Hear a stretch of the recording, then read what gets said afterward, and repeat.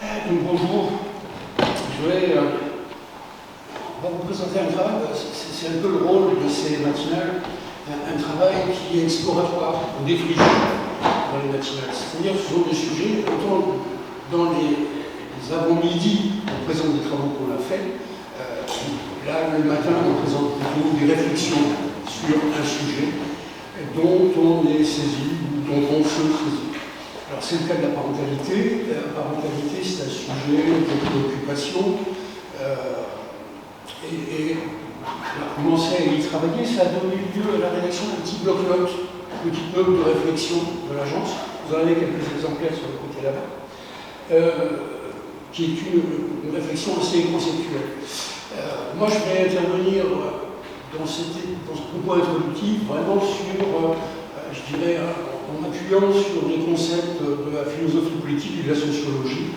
Ce n'est pas du tout un point de vue praticien, contrairement à Mme Grandval, qui est coordonnatrice pédagogique à Praxis, qui est chercheuse à Praxis, et qui a fait une thèse sur la protection de l'enfance et la parentalité, donc qui est là plus sur le versant opérationnel que moi, bien évidemment. Donc deux points de vue différents. Si j'en viens à ce petit bloc-notes qu'on avait fait, cette petite note de réflexion, c'était parti d'une remarque que je m'étais fait, et c'est de quoi on parle. J'ai vu arriver ce concept il y a une grosse vingtaine d'années, qui m'avait toujours un petit peu mis un point d'interrogation dans la tête. Pourquoi inventer un nouveau mot? Qu'est-ce que ça cache? Quand on invente des mots, ça cache quelque chose, généralement. Et donc, je me suis dit, tiens, on va saisir l'occasion de cette sollicitation pour essayer de réfléchir à ce que ça veut dire. Alors, ce que ça veut dire, c'est pas grand-chose, c'est une notion très floue et qui est très très mal définie. Si ça voulait bien avancer, voilà. J'en ai trouvé par exemple deux définitions, vous voyez, le lien entre adulte et enfant pour assurer le soin, le développement et l'éducation de l'enfant, le soin et l'attention portée à un enfant par son ou ses parents. Très bien, ça pose deux problèmes. Le premier problème, c'est que je ne sais pas ce que ça veut dire, moi, le soin, l'attention, l'éducation. C'est-à-dire que toutes les familles peuvent avoir une conception très différente du soin, de l'attention, du développement, de l'éducation de ses ou son enfant. Toutes les CSP, on le sait, toutes les catégories socio-professionnelles n'ont pas du tout la même approche d'éducation ou du soin. Selon son origine géographique, on ne va pas avoir la même définition du soin, de l'attention, etc. Vous éduquez un gamin dans un bled au fin fond du Gers, ce ne sera pas la même façon de porter du soin et de l'attention que si vous êtes en pleine ville. Pas du tout, parce qu'il y a des communautés différentes, il y a un milieu social différent. Donc on ne sait pas, donc c'est difficile. À partir du moment où le contenu même du mot n'est pas défini, on peut y mettre un peu ce qu'on veut, c'est un peu compliqué. Alors moi je dis qu'il faut faire attention au jugement de valeur, parce qu'on est quand même dans un moment où il y a une remontée de la morale, je dirais, et il faut faire attention à ne pas revenir aux dames patronesses qui faisaient des visites domiciliaires chez les pauvres pour vérifier que les familles ouvrières étaient bien méritantes. Hein. On pourrait peut-être éviter ça, même si, encore une fois, tout le travail social qui peut être fait autour de la parentalité est dans bien des cas nécessaire. Hein. Mais je veux dire, il faut réfléchir à la question en tant que professionnel et non pas sur des préjugés ou des présupposés. Le deuxième problème qu'on trouve, c'est les conditions d'énonciation. J'ai dit, ça arrivait dans le débat, dans le vocabulaire, il y a une grosse vingtaine d'années, une petite trentaine maintenant. Et je me suis dit, mais pourquoi on a inventé ce mot? Donc j'ai fait une petite recherche sur Internet, toute bête et toute simple. Et je me suis rendu compte que jamais on en parlait autant que quand il y a des violences urbaines, des émeutes, ou des situations de violence entre bandes de jeunes dans des quartiers. Et je me suis dit, bah, c'est intéressant, ça, mais en quoi ces violences ou ces émeutes urbaines relèvent de la parentalité, relèvent du rôle des familles? Alors c'est une question importante parce que si jamais la violence urbaine, les émeutes relèvent d'autres causes, on risque de se tromper de diagnostic et partant de solutions. Alors pour en avoir le cœur net, je suis allé... Pour essayer de répondre à cette question, j'avais été alerté par un article de Luc Bronner, qui est un excellent journaliste du Monde, qui a écrit plusieurs bouquins sur les quartier sensible, comme on dit. Et en le lisant, j'ai vu qu'il citait ses sources. J'ai repris ses sources. Et les sources, c'est un rapport du ministère de la Justice qui ont analysé le profil de 385 émeutiers qui avaient été condamnés en 2023. Qu'est-ce qu'il nous dit, ce profil social de ces délinquants? Ce sont des jeunes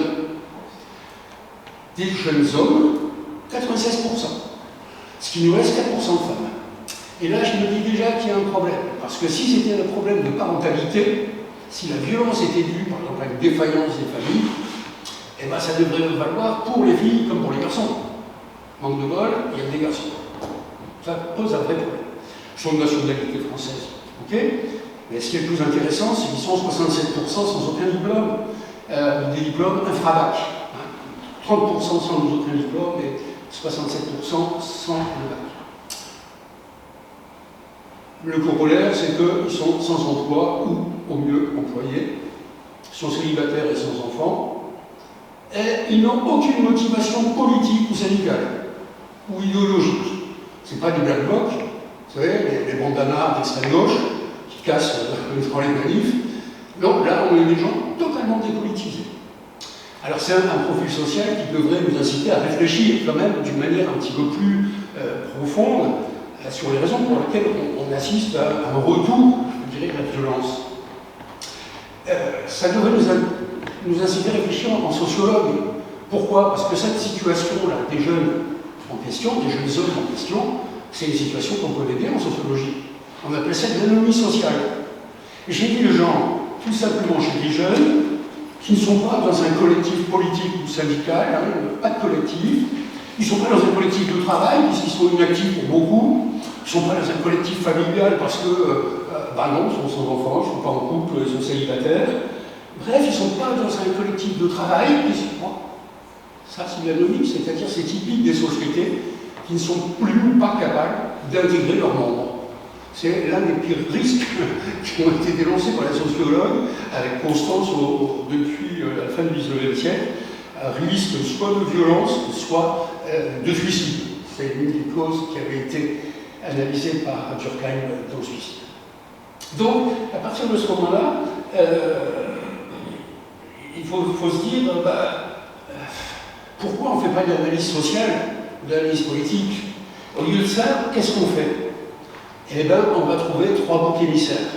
J'ai repris, là aussi, merci Internet, j'ai repris un petit peu les discours autour des émeutes de 2023. Qu'est-ce qu'on a mis en cause? Les familles, qui sont négligentes ou mieux défaillantes, le plus souvent.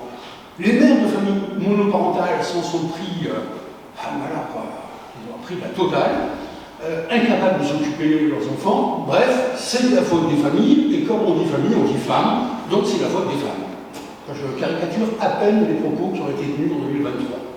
Pour faire bonne mesure, on dit c'est aussi les éducateurs, les profs qui ne savent plus faire leur boulot, qui sont démotivés, etc. Et une fois qu'on a dit ça, eh ben, on a trouvé le bon bouc émissaire, donc on n'a pas besoin de se poser plus de questions. Et on y omet de se poser quelques questions de fond, comme les conditions d'exercice de la parentalité ou l'éducation. Est-ce que les familles sont vraiment en mesure d'exercer leur fonction parentale? C'est pas toujours évident.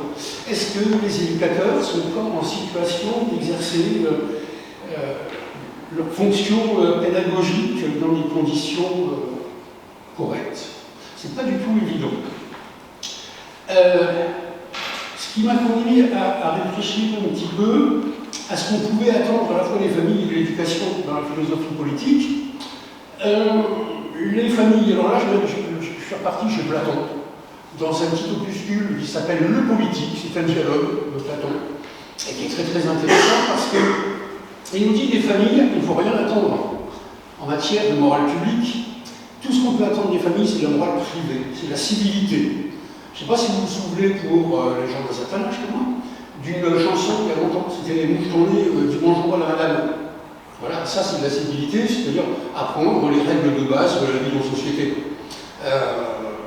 Mais c'est tout ce qu'on peut attendre les familles, parce que les familles, finalement, elles sont toutes différentes, elles ont toutes des intérêts, des pensées différentes, etc. On n'ira pas plus loin. Donc il ne faut pas demander trop aux familles en termes de morale. Les éducateurs, par contre, c'est à eux qu'il revient effectivement de faire accéder à la morale publique les jeunes. C'est le de l'éducation. Faire accéder à la morale publique, on retrouve ça chez Durkheim. Faire accéder les jeunes à la morale publique, ça veut dire, entre autres, intégrer qu'il n'y a pas que son intérêt propre, personnel, sa propre façon ou sa propre vision du monde, c'est de dire aussi les citoyens, parce que c'est ça qui est au cœur de la question, les citoyens doivent être tendus vers quelque chose qu'on appelle l'intérêt général. La prise en compte de l'intérêt des autres, une sorte de négociation tacite de l'intérêt général. Ça, c'est la grande fonction éducative, c'est la Troisième République. Et tout le XXe derrière. Mais ce qu'on oublie de dire, c'est que c'est une fonction déléguée. Elle est déléguée par qui? Par le politique.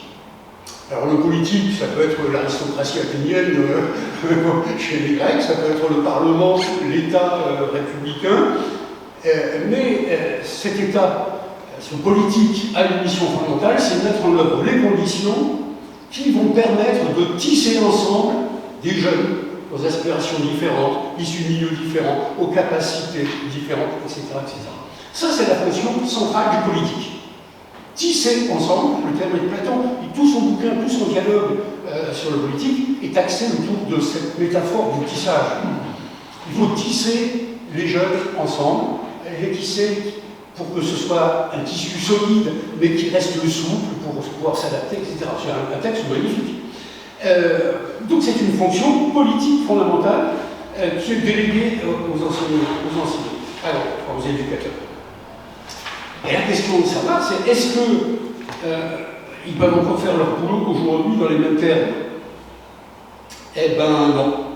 Et c'est là où réside le problème. Durkheim dit la morale publique, elle dépend des structures sociales.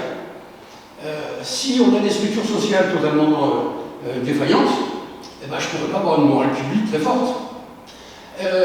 Si j'ai des structures sociales qui n'intègrent pas les personnes, je ne pourrais pas avoir une morale publique très forte non plus. Alors voyons voir ce qu'il en est aujourd'hui. On vit dans une société où on a une hypertrophie de l'individu. Relativement, on a une valorisation, ce qu'on appelait il y a quelques années du mode de vie bling-bling. Hein. Aujourd'hui, l'idéal social, c'est l'influenceur à Dubaï, quoi. C'est plus la figure de l'instituteur, c'est l'influenceur. Et on a une perte de légitimité de l'État à incarner l'intérêt général.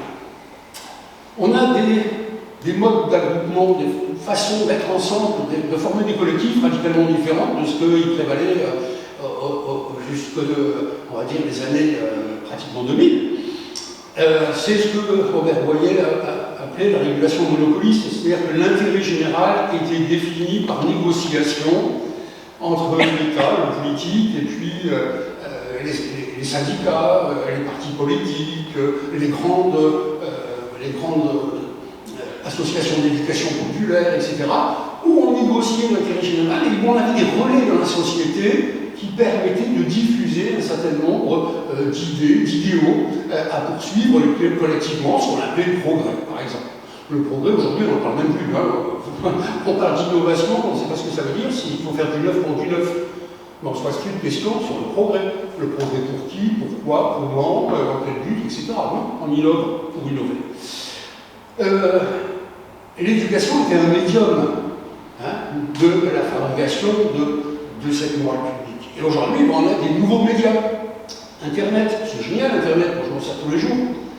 Mais on a aussi les réseaux sociaux et les fameux influenceurs. Et qui valent maintenant comme mode d'information, comme mode de socialisation, peu importe ce qui est véhiculé.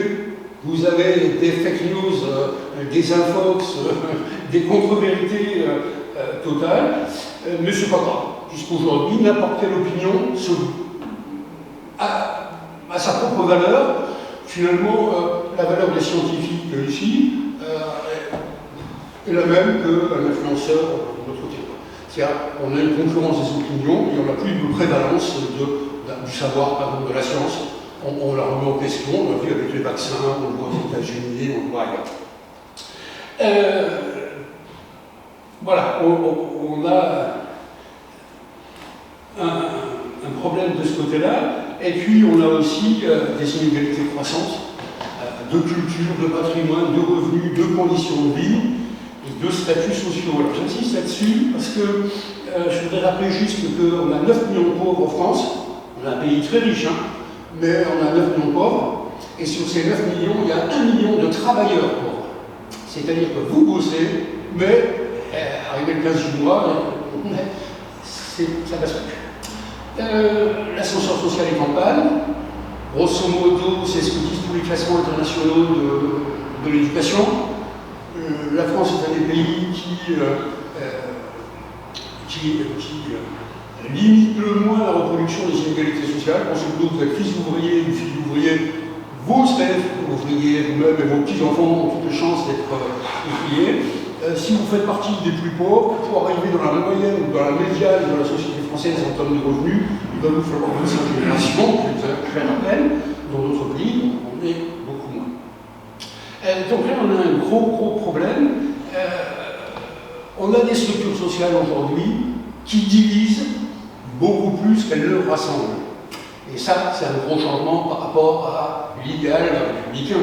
L'idéal républicain, c'était d'avoir des structures sociales modelées par le politique qui permettent de rassembler et qui permettent aux éducateurs de faire son boulot. Aujourd'hui, c'est plus le cas. Alors, bien évidemment, si on dit tout ça c'est de la faute des femmes et des familles, on fait une erreur de diagnostic grave, et puis donc on se trompe aussi en matière de solution.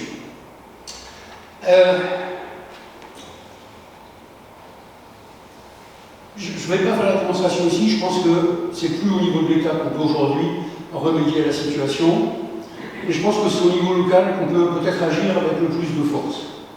Il y a 3 impératifs au moins, c'est réduire les inégalités, recréer des espaces publics de débat et produire une culture commune. Alors comment on peut faire? Très simple. Il faut par exemple adapter les méthodes éducatives aux réalités sociales locales. Je peux prendre l'exemple de Mulhouse. Si vous prenez le petit travail pour la sortie sur les parcours scolaires, c'est catastrophique à Mulhouse. Dans le Mendoza, c'est pas brillant.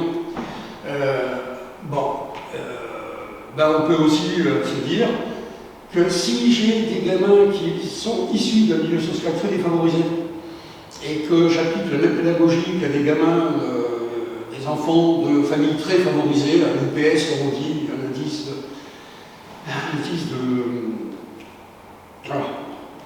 positionnement social de 130, ce qui est énorme, parce que c'est une famille très favorisée, si j'applique les mêmes méthodes pédagogiques, ça ne marchera jamais. Et donc on a un système éducatif, comme dirait Dubé, sociologue, spécialiste de la jeunesse et de l'éducation, on a un système éducatif qui fabrique de l'exclusion.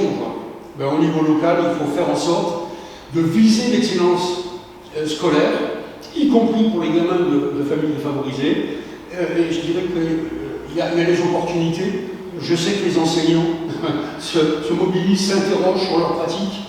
C'est très difficile de bouger l'éducation nationale, par contre les enseignants sont prêts à bouger, il y a sans doute quelque chose à faire.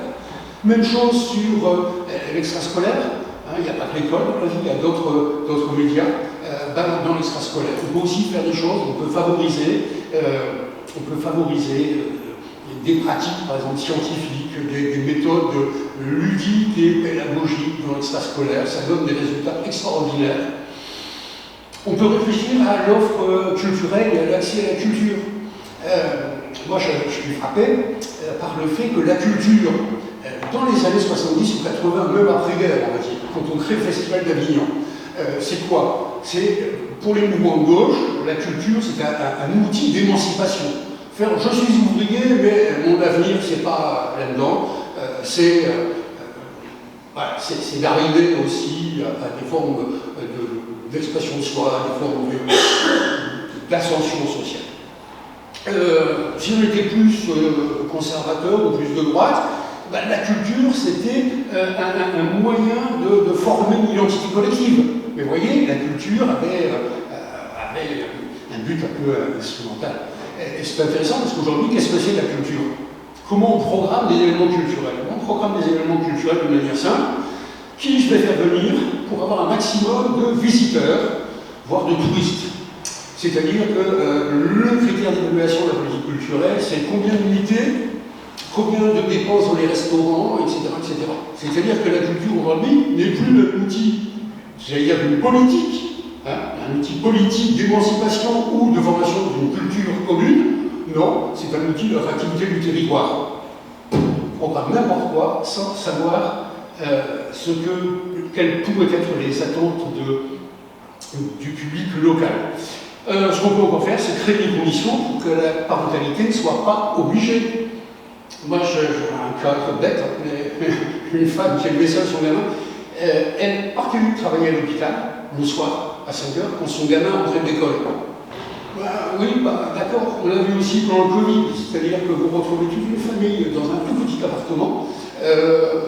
Comment je fais pour accompagner les gamins, faire les devoirs, etc. Non, ça c'est ce qu'on pourrait appeler de la parentalité empêchée, et donc il faut créer les conditions pour éviter ça. J'avais assisté il y a 3-4 ans à un colloque sur les attributions de logements sociaux, un très beau petit colloque à Saint-Étienne, et le constat c'était que dans toutes les villes qui étaient le support d'études, finalement les maires ne voulaient que des couples avec 2 enfants. Alors pas forcément des gens très riches, puisque c'était l'attribution de logements sociaux. Mais enfin, grosso modo, ce qu'on voulait voir, c'était une famille monoparentale. C'est quand même étrange. Normalement, ça devrait être un critère fondamental d'attribution. Et puis, il faut arrêter de fantasmer. Il faut arrêter de fantasmer une communauté, ça n'existe pas, ou très peu. Par contre, il faut pratiquer une politique de l'inter. Alors, je ne vais pas vous expliquer, parce que j'ai fait de dire t'es déjà trop long, comme d'habitude. Mais si vous voulez en savoir un peu plus sur ce que j'appelle une politique de l'inter, je vous renvoie à un philosophe, j'avais fait une petite note en 2018 sur François Julien, un philosophe qui est extraordinaire. J'avais intitulé ça « Qu'en est-il de notre identité ?» Et il développe un point de vue pragmatiste et interactionniste sur la vie. Et puis vous en saurez plus, parce que d'ici la fin du mois, je vais faire un deuxième petit bloc-notes où j'essaierai de développer toutes les actions qu'on peut mener au niveau local pour essayer de résoudre ces problèmes, pour essayer de retrouver une inclusion sociale. Je suis certain qu'on peut faire des choses en la matière. Donc, sur ce, j'arrête là. Je vous renvoie, c'est comme dans une bonne série, quoi, il faut renvoyer à demain un prochain épisode. Mais c'est en même temps un constat vraiment de faux problèmes qui sont mis en avant par une incapacité du politique à faire son boulot. Il faut la retrouver au niveau local, ça c'est une conviction que j'avais envie de partager avec vous aujourd'hui. Je vais laisser la parole à Madame qui nous a rejoint,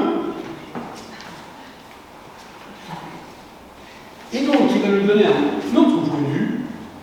Bonjour à tous, moi c'est Manon Grandval, je suis coordinatrice pédagogique et chargée de recherche à l'École supérieure de praxis sociale, qui n'est pas très loin de chez vous. On monte le micro. Voilà, merci. D'ailleurs, je me suis trompée ce matin, désolée, je suis arrivée directement à la flûte. Mais me voilà. Donc, M. Taber m'avait sollicité notamment pour, je ne sais pas forcément vos connaissances autour des questions de parentalité. Moi, j'ai fait un travail de doctorat autour de la parentalité en protection de l'enfance. Et donc là, je suis venue avec quelques termes qui nous permettent de réfléchir autour de ce concept de parentalité. Alors souvent, en fait, quand on parle de parents, on associe directement la parentalité à côté, alors que c'est totalement différent de ce qu'est un parent et parentalité. C'est pour ça que je vais un petit peu reposer les bases. En fait, ce qu'on entend dans le sens commun, quand on dit un parent, on parle plutôt de la parenté. Et la parenté, c'est tout ce qui va être filiation, valeur juridique, c'est-à-dire soit c'est mon enfant avec les liens du sang, soit c'est une adoption. Donc c'est vraiment la lignée généalogique. Donc finalement, quand on parle des parents, on parle de la parenté et pas de la parentalité. La parenté, c'est un caractère exclusif. Finalement, on est parent ou on ne l'est pas en fonction effectivement de cette filiation et valeur juridique. Tandis que la parentalité, c'est vraiment quelque chose de plus subjectif, qui est un processus qui va relever du vécu, qui peut être évolutif, partagé.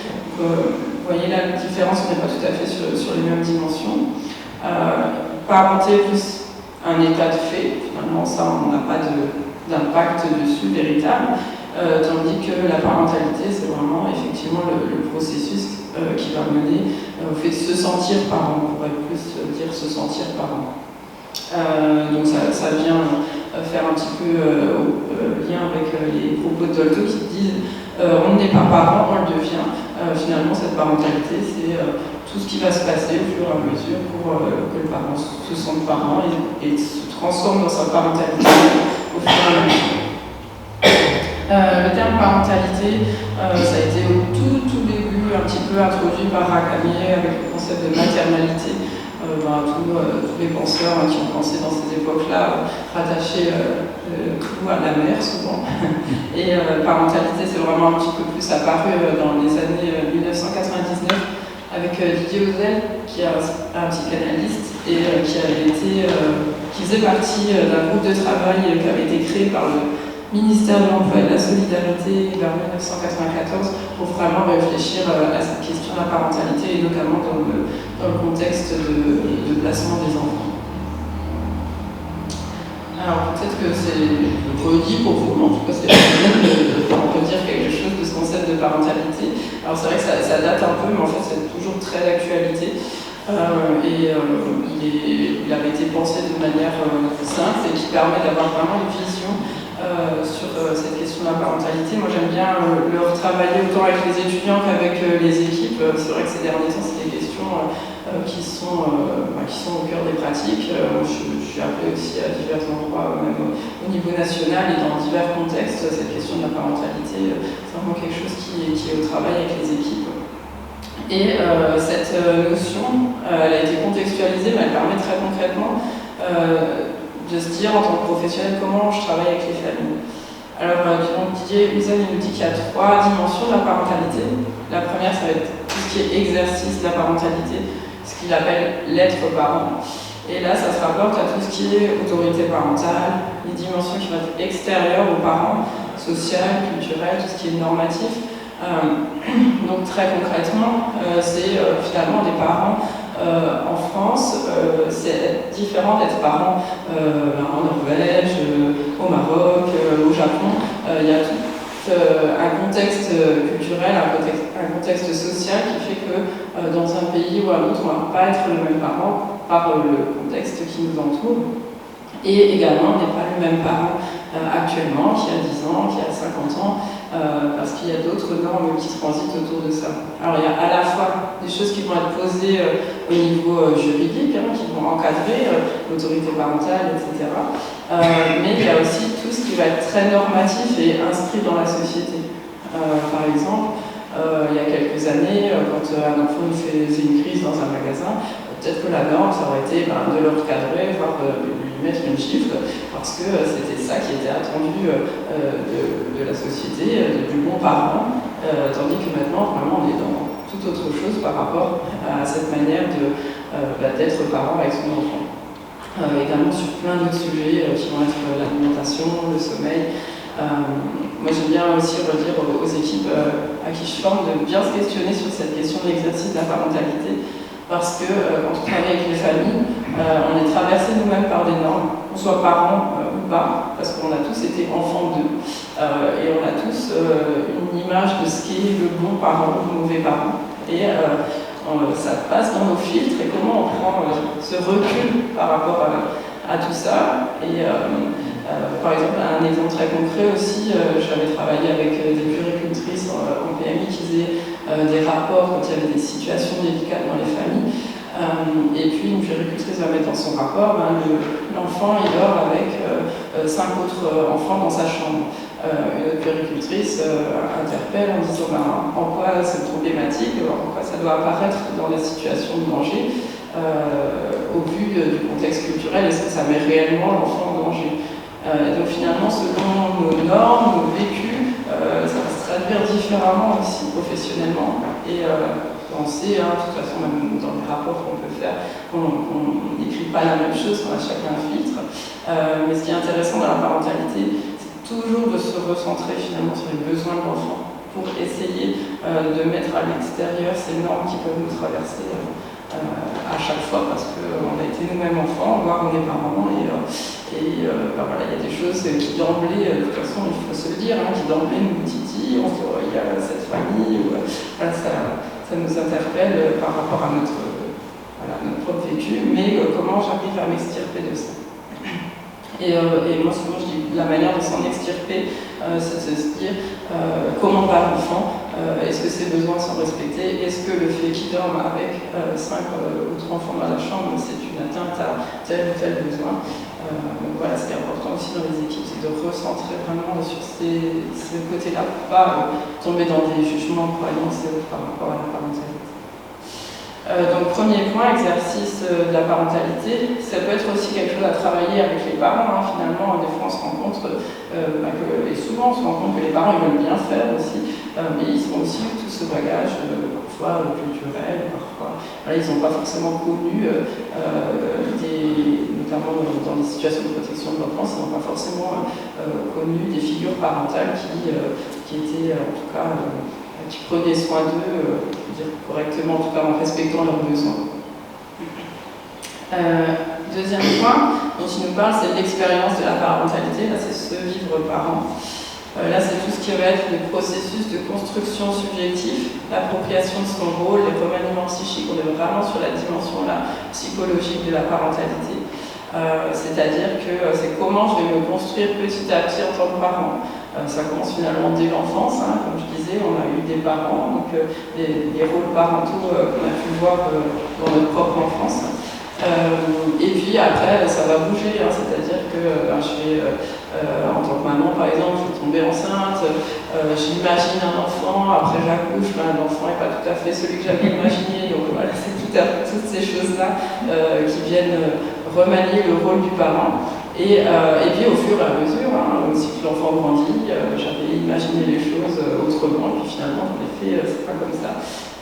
Donc c'est vraiment ce qui va bouger aussi pour les parents au niveau de leur expérience. Et ce à quoi on pense plus spontanément, et c'est la pratique de la parentalité, le faire parent, tout ce qui va être plutôt filiation domestique, les tâches qui vont être dévolues aux parents pour prendre soin et s'occuper de son enfant.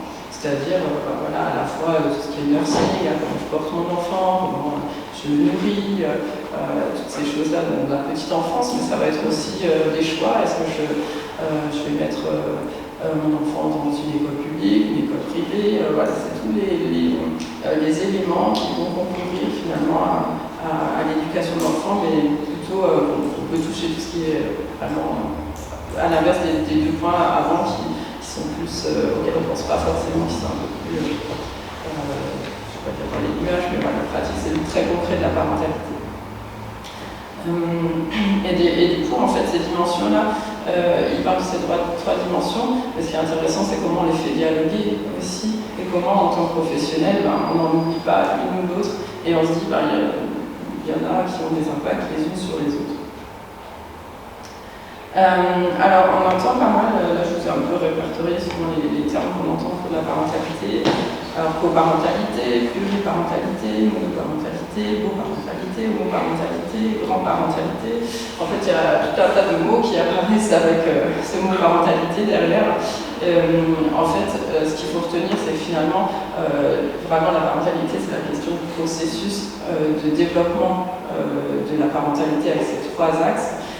Mais quand ils sont rattachés effectivement à homo, beau-parentalité, c'est des contextes spécifiques pour les caractériser, et c'est plus souvent utilisé dans les études, dans les recherches qui sont faites à ces sujets-là. C'est vrai que dans le langage courant, on ne parle pas trop, ça arrive parfois, mais on ne parle pas trop de ces termes-là. Et finalement, on peut se dire aussi, on n'accompagne pas vraiment la parentalité au sens large, mais plutôt les parentalités, parce que ça va être à chaque fois pour des contextes spécifiques, et même au sein d'un groupe de parentalité, ce sera toujours une dimension subjective qui va apparaître. Je vais refaire un petit point par rapport à la parentalité sur cette question de la norme du bon parent, qui est l'objet sur lequel il faut lutter constamment un petit peu pour travailler efficacement, j'aime pas trop le terme, mais travailler voilà, de manière aussi éthique avec les parents. Donc les normes, un petit rappel, ça va être les règles qui vont être perçues, informelles, et pour la plupart non écrites. C'est vraiment c'est ce qui nous dirige, mais de manière informelle. Hein. Ça ne va pas être dans les textes, qu'est-ce qu'un mot parent, qu'est-ce qu'un mot des parents. Quoique des fois ça apparaît un petit peu dans certaines revues, ou dans les médias, hein, tout ce qui va être Super Nanny, toutes ces choses-là. On vous en parlait tout à l'heure, effectivement, aussi dans ce premier aspect de la parentalité, il y a maintenant beaucoup les réseaux sociaux et les médias, la télé et autres qui vont véhiculer une image de ce qu'est le parent, et voire trop, parce que du coup les parents sont perturbés à la fois par tout ce qui va se passer sur ces réseaux, mais aussi à l'intérieur de la sphère familiale. On peut penser qu'il y a 3 types de normes. Les normes descriptives, c'est ce que je pense que les autres font.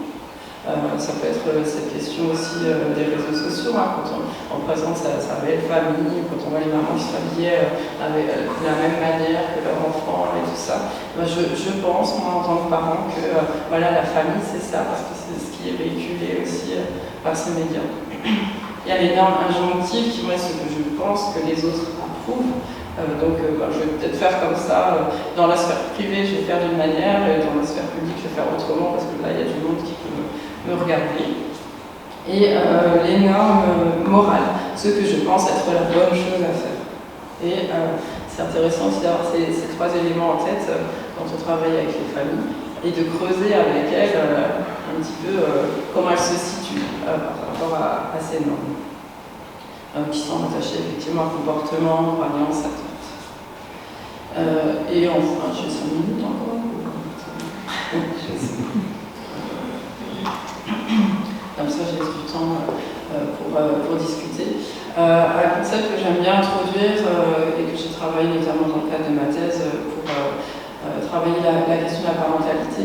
Moi, je n'aimais pas trop le terme compétence parentale, parce que finalement, compétence parentale, on peut aussi avoir une grille compétence, je suis compétent, je ne suis pas compétent, comme à l'école, en phase d'acquisition, etc. Ça fait aussi très, très normatif finalement. Les capacités, c'est un concept qui nous permet de penser les situations de manière plus globale.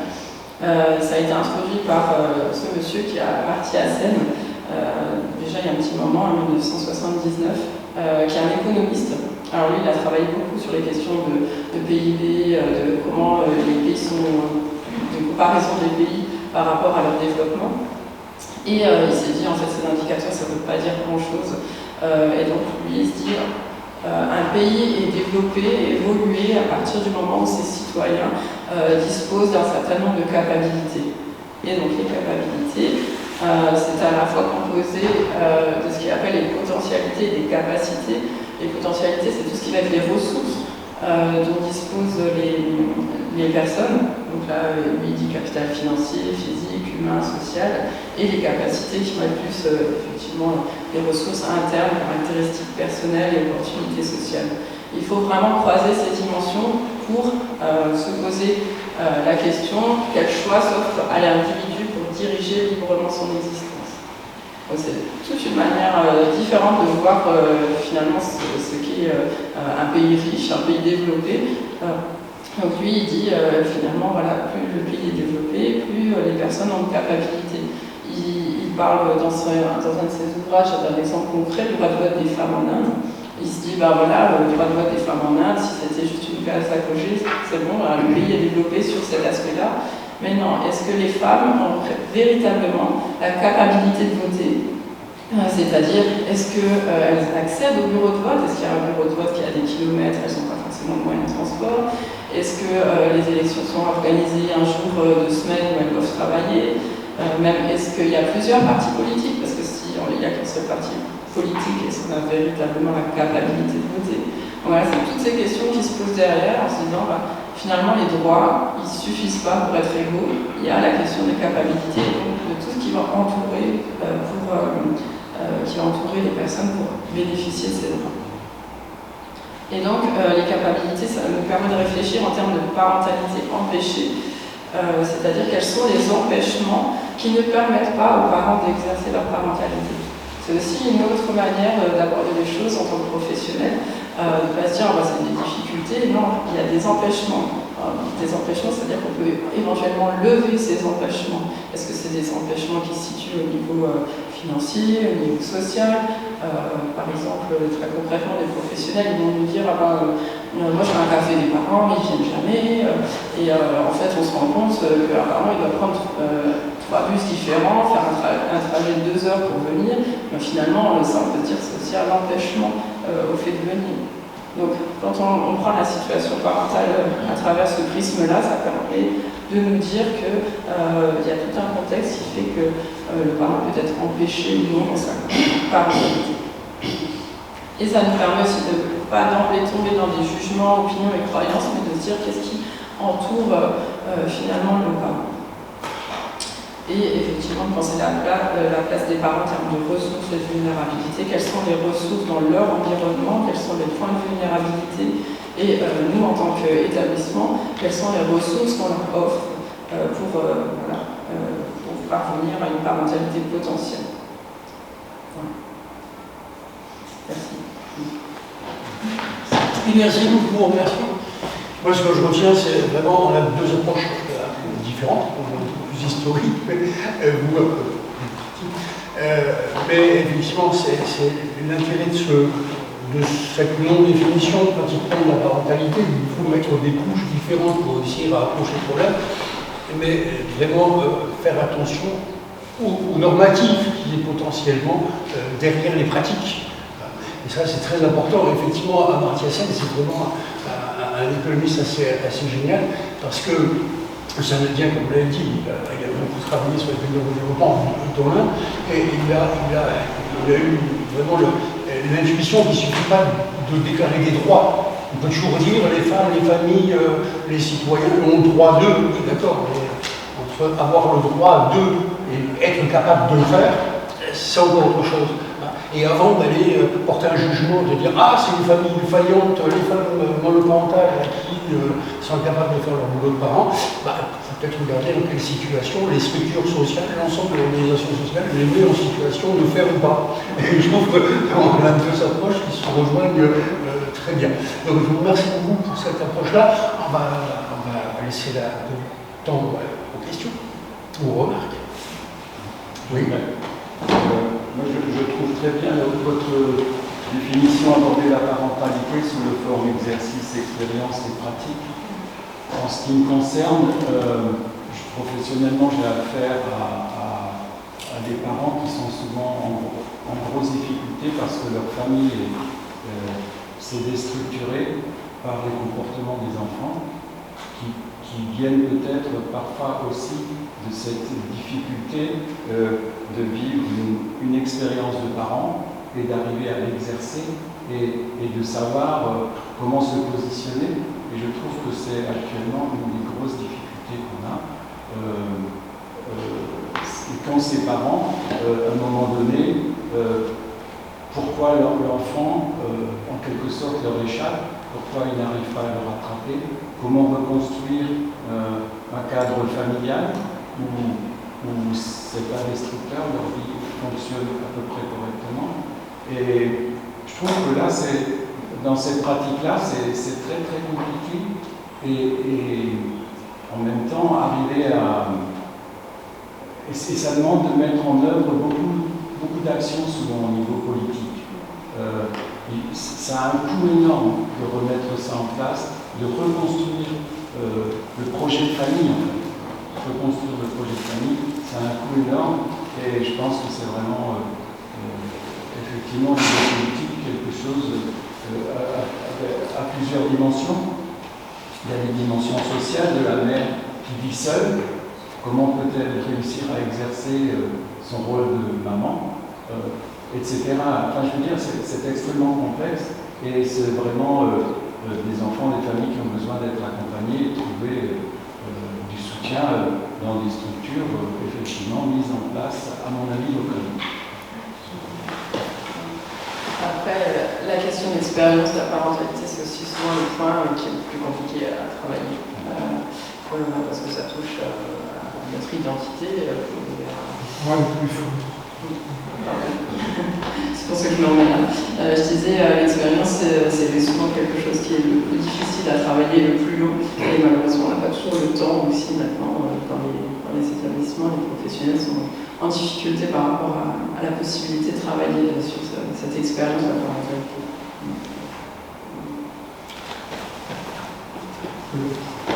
Complètement d'accord avec ce que disait Frédéric Raymond. J'avais envie de donner un élément positif et un élément négatif. Hier soir, j'étais au théâtre de la Cime, où il y avait la représentation annuelle de Demos. Demos sont des enfants qui bénéficient d'un apprentissage d'instruments. Il y avait les parents dans la salle.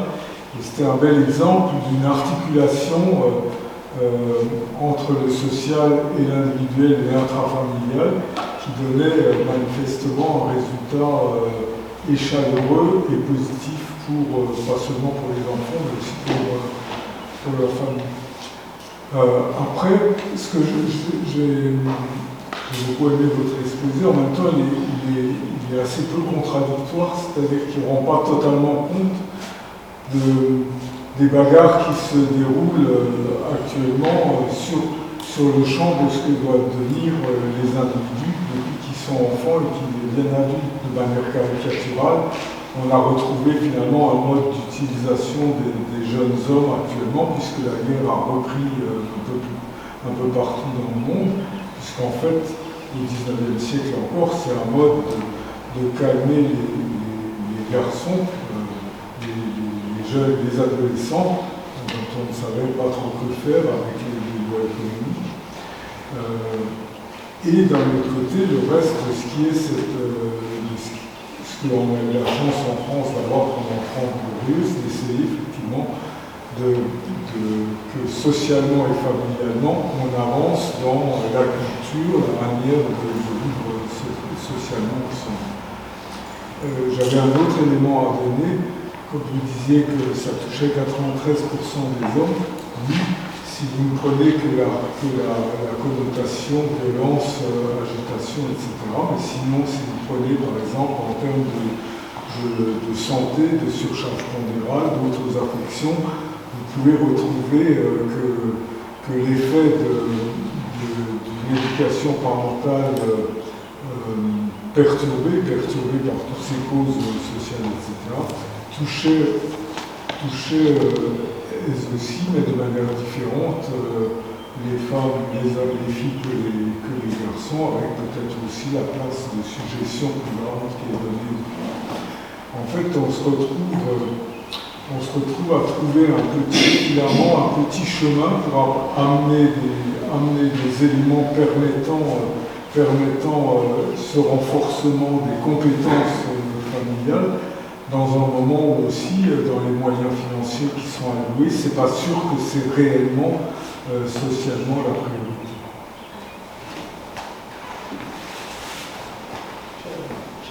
Vous attendiez une réponse ou pas, mais après, quand vous parlez de priorité, la priorité c'est quand même les enfants, c'est eux qui vont faire aussi. Oui, bonjour. Vous m'excusez tout retard, mais c'était aussi, je dirais, un événement qui est dû aujourd'hui par la société, c'est-à-dire qu'à l'heure des entrées des écoles, eh bien, tous les parents déposent les enfants parce qu'il n'y a plus de sécurité assurée, donc c'est pas bon. Mais aujourd'hui, je ne suis pas venu pour ça. En tant que non-ingénieur, je suis toujours intéressé par ce problème. Et j'aimerais vous demander votre analyse pour, je dirais, la naissance, comment on leur peut être l'accueil et la suite d'accueillir un enfant en tant que père ou que parent. Alors, en tant que papa, la maman restera toujours la maman.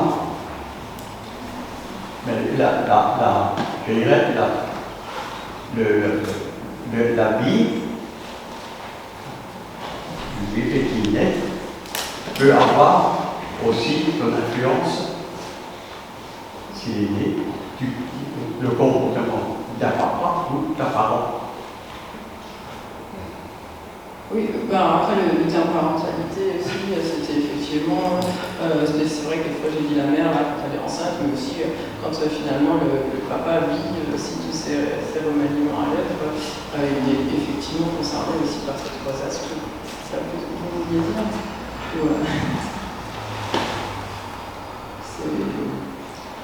Autant la parentalité peut être travaillée chez la mère, chez le père, dans les familles aussi diversifiées que l'on a maintenant, et qui est-ce qui tient aussi en tout cas le rôle de figure maternelle et figure paternelle si on sort en tout cas de ces clichés maman-papa.